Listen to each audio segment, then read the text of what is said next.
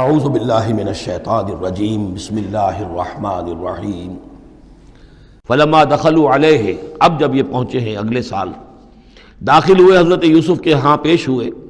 قالوا یا ایھا العزیز، اب انہوں نے کہا اے عزیز مصر، اے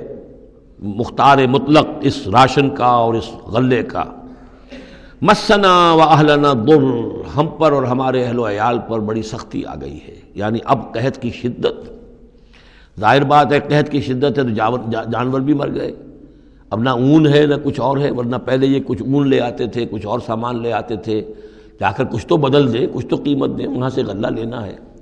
تو اب تو ہمارے پاس کچھ بھی نہیں ہے، ہم تو خالی ہاتھ حاضر ہو گئے۔ یا ایھا العزیز مسنا و اہلنا الضر وجئنا ببضاعۃ مزجاۃ، اب جو ہم لے کر آئے پونجی بہت ہی ناقص ہے، بہت کم ہے، وہ اس غلے کی قیمت نہیں بن سکتی، فاوف لنا الکیل، لیکن اس کے باوجود ہمارے لیے پیمانے پورے بھرتی کر کے دیجئے، پوری طریقے سے ہمیں راشن دیجئے، وتصدق علینا، اب تو خیرات کیجئے ہم پر، ہم خیرات کے مستحق ہو چکے ہیں، ہم صدقے کے مستحق ہو چکے ہیں۔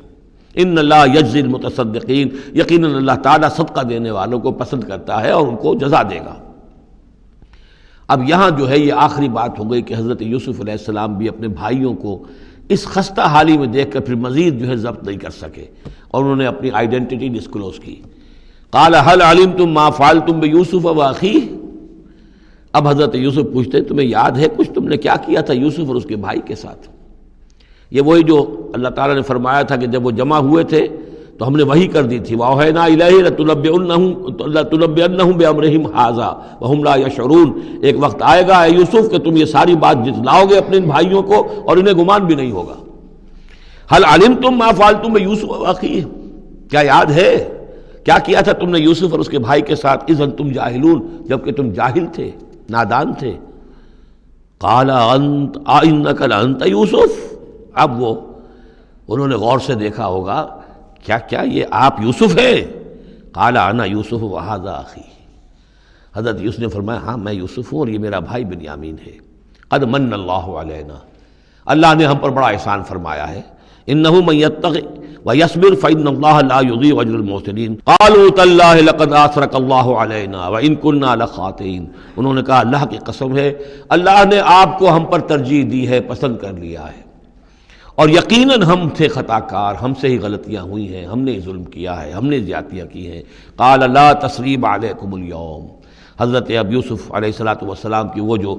شخصیت کی بلندی ہے، ترفع ہے، وہ ظاہر ہو رہی ہے، نہیں آج میں تم پر کوئی ملامت نہیں کرنا چاہتا، ہو گیا جو ہونا تھا۔ قال لا تثریب علیکم اليوم یغفر اللہ لکم، اللہ تمہیں معاف کرے، وہو ارحم الراحمین، اور وہ بہترین رحم کرنے والا، تمام رحم کرنے والوں سے بڑھ کر رحم کرنے والا ہے۔ اذهبوا بقمیصی ھذا، یہ میرا کرتا لے جاؤ، فالقوہ علی وجہ ابی، تو میرے والد کے چہرے پر اس کو ڈال دو، یات بصیرہ، ان کی بصارت لوٹ آئے گی۔ واتونی باہلکم اجمعین، اور تم اپنے سارے خاندان کو قبیلے کو لے کر آ جاؤ۔